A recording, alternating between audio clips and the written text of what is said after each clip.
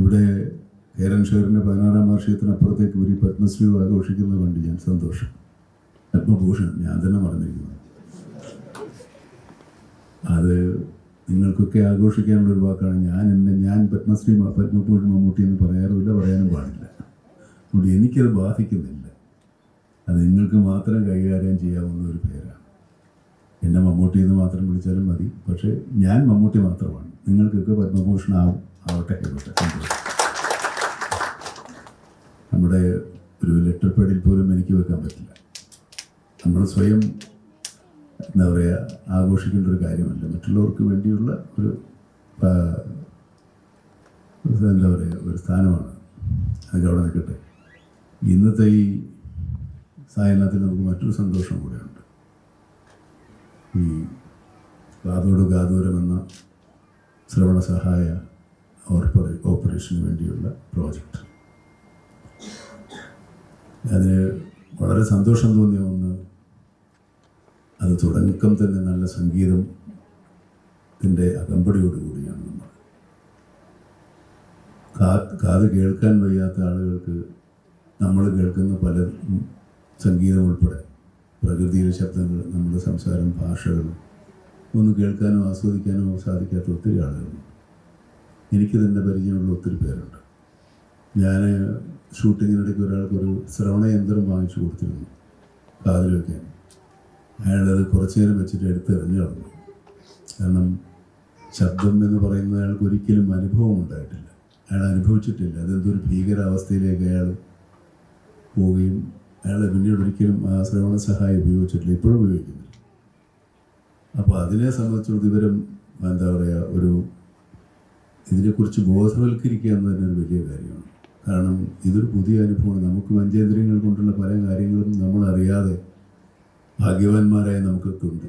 പല പഞ്ചേന്ദ്രിയങ്ങളും കണ്ണ്, കാഴ്ച, സംസാരശേഷി, കേൾവിയില്ലായ്മ, അങ്ങനെ ഒരുപാട് കുറവുകളുള്ള ഒത്തിരി മനുഷ്യർ നമ്മുടെ ഇടയിലുണ്ട്. ഈ സംരംഭം നമ്മളെ സംബന്ധിച്ചിടത്തോളം കാഴ്ചയ്ക്കപ്പുറത്തെ കാഴ്ച കണ്ടാൽ കാഴ്ചയും കേൾവിയുമാണ് മനുഷ്യന് ഏറ്റവും കൂടുതൽ.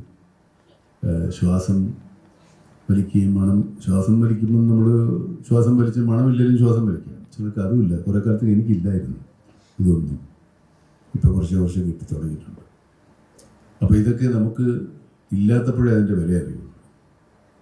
നമ്മൾ ശബ്ദം കുറച്ച് വയ്ക്കുക, മിണ്ടാതിരിയടാന്നൊക്കെ പറയുമ്പോൾ നമ്മൾ കേൾക്കുന്നതുകൊണ്ടാണ്. കേൾക്കാത്തവർക്ക് ആരും അങ്ങനെ പറയാറില്ല.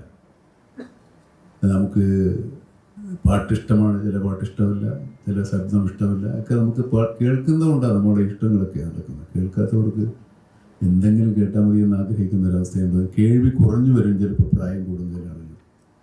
അപ്പോൾ കേൾവി നമ്മുടെ ഒരു അനുഗ്രഹമാണ്. അത് ജന്മനാ നഷ്ടപ്പെട്ടവർക്ക് അവർക്ക് അതിനുള്ളൊരു അവസരം ഉണ്ടാക്കി കൊടുക്കുക എന്ന് പറയുന്നത് നമുക്ക് ചെയ്യാവുന്നൊരു വലിയ കാര്യമാണ്. എനിക്കിന്ന് വളരെ സന്തോഷമുള്ളൊരു ദിവസമാണ്. ഞാൻ പറയുന്നതൊക്കെ നിങ്ങളെല്ലാവരും കേൾക്കുന്നു എന്ന് തന്നെയാണ് ഞാൻ വിചാരിക്കുന്നത്. അതിനാണ് എൻ്റെ ആഗ്രഹം.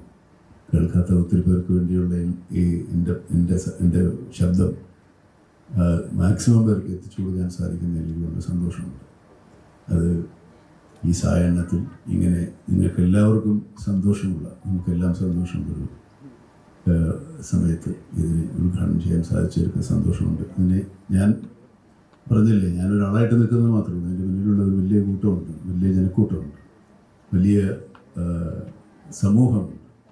ഇതിൻ്റെ പ്രവൃത്തികൾ ചെയ്യും, അതിനെ അംഗീകരിക്കുകയും ചെയ്യുന്ന ഒരു സമുദായം നമുക്കുണ്ട്. നമ്മുടെ മനുഷ്യത്വം അല്ലെങ്കിൽ മനുഷ്യനിൽ പൂർണ്ണനാകുന്നത് നന്മ ചിന്തിക്കുകയും നന്മ പ്രവർത്തിക്കുകയും നന്മ ചെയ്യാൻ പ്രേരിപ്പിക്കുകയും നന്മ ചെയ്യുന്നവരെ സഹായിക്കുകയും നന്മയ്ക്ക് വേണ്ടി വാദിക്കുകയും ചെയ്യുമ്പോഴാണ്. തിന്മയെ എതിർക്കുമ്പോഴും ആണ് മനുഷ്യൻ്റെ ജീവിതം പൂർണ്ണമാകുന്നത്. ചെറിയ ചെറിയ കാര്യങ്ങൾക്ക് പോലും നമ്മൾ അങ്ങോട്ടും ഇങ്ങോട്ടും വെറുക്കാറുണ്ട്, പിണങ്ങാറുണ്ട്, ദേഷ്യപ്പെടാറുണ്ട്, വൈരാഗ്യം വയ്ക്കാറുണ്ട്. നമ്മുടെ ജീവിതത്തിൻ്റെ ദൈർഘ്യം ആലോചിച്ചാൽ ഇതൊന്നും നമ്മൾ ചെയ്യുന്നു. പക്ഷേ മനുഷ്യൻ അങ്ങനെയാണ്. മനുഷ്യൻ അത് ആലോചിച്ചിരുന്നാൽ മനുഷ്യൻ വളരില്ല, അത് വേറുവാകും. നമുക്ക് ഉയർച്ച ഉണ്ടാകണം, പുരോഗതി ഉണ്ടാകണമെങ്കിൽ നമ്മൾ ലോകാവസാനം വരെ ജീവിച്ചിരിക്കുമെന്ന് വിചാരിച്ചാൽ ഇതൊക്കെ നടക്കുകയുള്ളൂ. ഇല്ല, എന്തെല്ലാം കാര്യങ്ങൾ ആളുകളോട് ചെയ്യുന്നുണ്ട്. അപ്പോൾ ഇത് നമ്മുടെ കയ്യിൽ തന്നെ എന്നും ഉണ്ടാകുമെന്ന് വിചാരിച്ചിട്ടാണ്. അങ്ങനെ എല്ലാം നമുക്ക് തന്നെ ബോധ്യമുണ്ട്. പക്ഷേ എന്നാലും അങ്ങനെ ഒരു പ്രതീക്ഷയാണ് മനുഷ്യനെ ഇതൊക്കെ ചെയ്യാൻ പ്രേരിപ്പിക്കുന്നത്. പിന്നെ ഇതൊരു പരലോക ജീവിതം ഉണ്ടാവുമെന്ന് വിചാരിച്ച് നമ്മൾ ഒരുപാട് നല്ല കാര്യങ്ങൾ ചെയ്യാറുണ്ട്. ഉണ്ടാവുമെന്ന് വിചാരിക്കുക. അതിലാണ് ഇതൊക്കെ ഉൾപ്പെട്ടിട്ടുള്ളത്.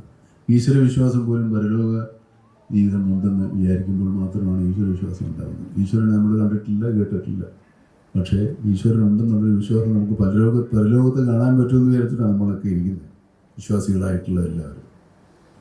അതും അതിനെ ആശ്രയിച്ചിരിക്കുന്നു. അങ്ങനെയാണെങ്കിൽ നന്മ ചെയ്യുന്ന എല്ലാവർക്കും ഫലമുണ്ടാകുമെന്നാണ് നമ്മുടെ എല്ലാ മതങ്ങളും പഠിപ്പിക്കുന്നത്. അപ്പോൾ നന്മ ചെയ്യാനുള്ളൊരു പ്രേരണ നമുക്കെപ്പോഴും ഉണ്ടാവണം. പരലോകം ഉണ്ടായാലും പരലോകം ഇല്ലെന്ന് എന്ത് തരത്തിലുള്ള വിശ്വാസങ്ങളായാലും മനുഷ്യൻ ജീവിച്ചിരിക്കുന്ന കാലം നന്മ ചെയ്യുന്നിടത്തോളം ഒരു മനസ്സുഖം നമുക്ക് ഒന്നിനും